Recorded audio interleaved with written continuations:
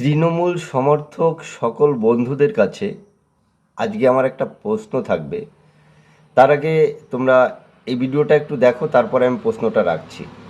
আচ্ছা, তৃণমূলের টিকিটে জেতা আসে 58 জন এমএলএকে বলে, যারা আজকে বিধানসভায় গিয়ে মমতা ব্যানার্জির বিরোধিতা করে, মমতা ব্যানার্জির কথাকে গুরুত্ব না দিয়ে বিধানসভায় গিয়ে নিজেদেরকে বড় রাজনীতিবিদ মনে করে একটা নতুন দল তৈরি করেছেন। দলের নাম কি? নতুন তৃণমূল ব্লক। মানুষ বুঝবেও না, কেমন? যাই হোক, তো এই যে নিজেদেরকে বড় রাজনীতিবিদ মনে করে ওখানে কি নতুন দল তৈরি করেছেন, আপনারা খুব ভালোভাবেই জানেন মানুষ আপনাদেরকে চায় না।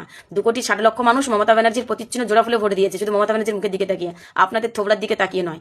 হ্যাঁ, আমার প্রশ্নটাই হলো এখানে, তৃণমূল সমর্থক অনেক বন্ধুরাই দেখছি এই কথাটা বলছে যে 2,60,00,000 মানুষ ওই মমতা ব্যানার্জির মুখের দিকে তাকিয়েই তৃণমূলকে ভোটটা দিয়েছে। তা আমার প্রশ্ন হলো, 2,60,00,000 মানুষ যদি মমতা ব্যানার্জির মুখের দিকে তাকিয়ে ওই তৃণমূলকে ভোট দেয়, তাহলে মমতা ব্যানার্জি গত দুটো ইলেকশনে নিজে কেন জিততে পারলেন না? এই প্রশ্নটা আমার এই সাদা মন খানের ভিতরে বাড়ির চোটে গুতোগুতি করে বেড়াচ্ছে।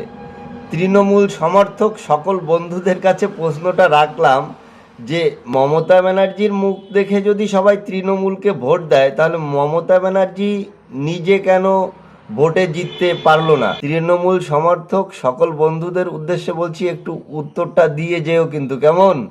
জয় জয় শ্রীরাম।